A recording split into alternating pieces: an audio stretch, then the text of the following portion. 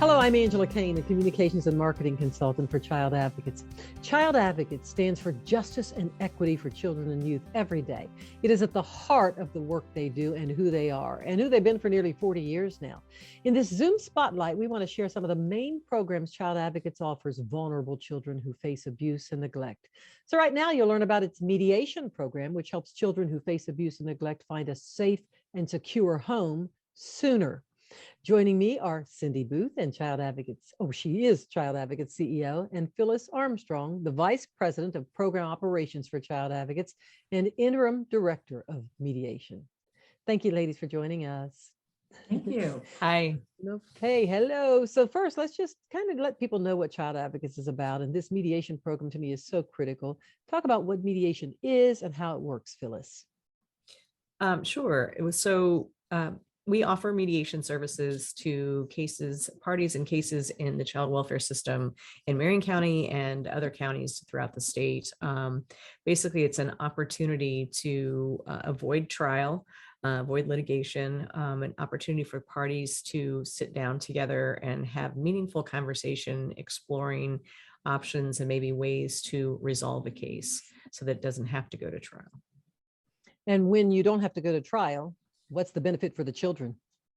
Oh, it's hugely beneficial to children to avoid trials.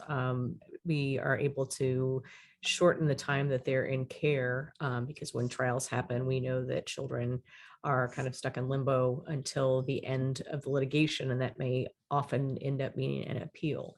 So that can add, a year to a year and a half to a case. So it shortens the time that children need to be in the system, so to speak. Gets them out and gives them peace of mind and gives them a sense of return to normalcy. Getting a safe and secure home even sooner is what we like to say, because the court system, as you said, can draw out.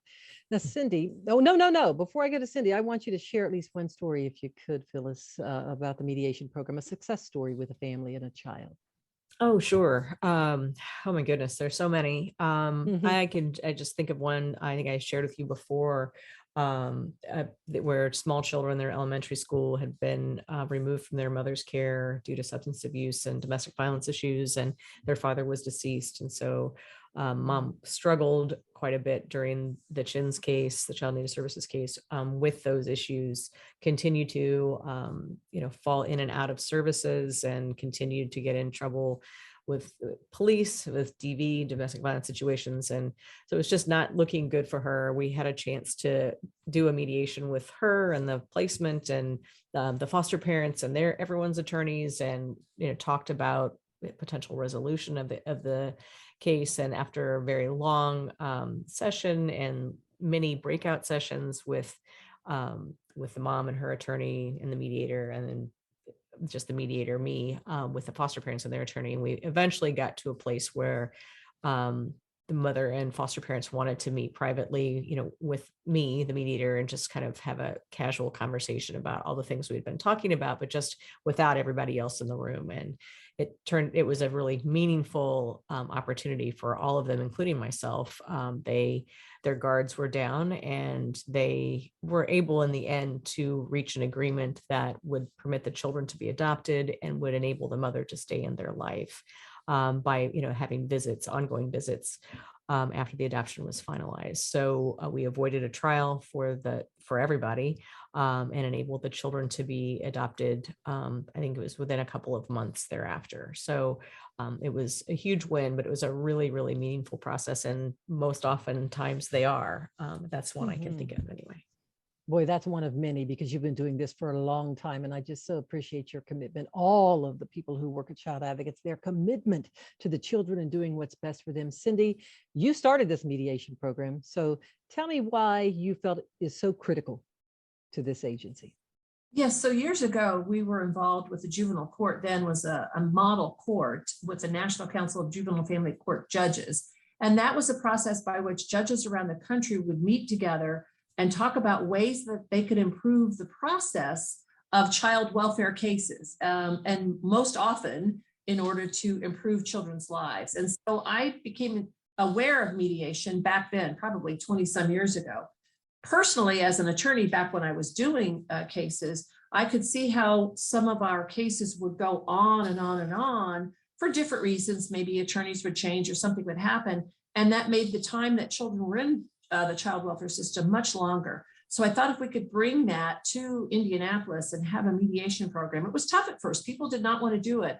Now I think it's an accepted practice, and people understand that if we get everybody around the table, we can perhaps find a resolution for children that gets them either back home if it's safe and appropriate sooner, or to, as Phyllis just detailed, an adoption that makes sense for the child. So that's why I did it. It was a way for us to improve our practice, but more importantly, it was a way for us to serve children better. Mm-hmm. And that's at the heart of it all. So as we close, give me your why, Phyllis. I mean, you could have been an attorney in any kind of career field. And how long have you been doing this? Tell us that, and why you chose to work in the child welfare system. I guess my first job in the child welfare system was in, oh my gosh, it's been 30 years. Let's just put it that way. Great. It's been a while. You can do the math, I'm sure. I landed kind of in it, not with intention. I didn't really even know this type of law existed to practice. I wasn't exposed to it in law school, but ran into someone with an opportunity, and it was, basically it was about abused and neglected children. And I'm a passionate person, and advocacy comes naturally to me. And I couldn't imagine a more perfect, I guess, people to advocate for, I should say. At the time, everyone in the room had a lawyer, and children kind of were just there, even though they're parties to the case. And they were the ones that it was just the thought of advocating for them and putting their voice into the realm and making sure people were remembering that they were at the heart of this, it made sense to me. So I'm telling you, you talk about coming into a job every day where you have purpose and passion, and you know that you are changing lives. You all at Child Advocates have been doing this for 40 years, literally turning around a child's life, giving them hope, empowering them, building a better future for them. And that's just one of the programs of the several that we've been discussing in videos that you offer at Child Advocates. Do you have any closing thoughts, Cindy, before I move forward? I'll just say that, what you've heard from Phyllis about our program, we have many people like that at Child Advocates. I mean, certainly she's a leader and been here for a long time, but that is the touchstone of our work at Child Advocates. We want to be the ones helping children improve their lives. And we want to speak up for those who can't speak for themselves or would like to speak for themselves and are not sure how. That is what Child Advocates is all about.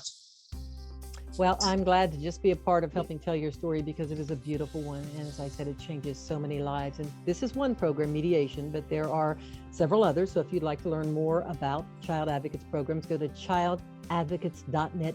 Join us, support us, be a part in changing children's lives. Your voice, their future.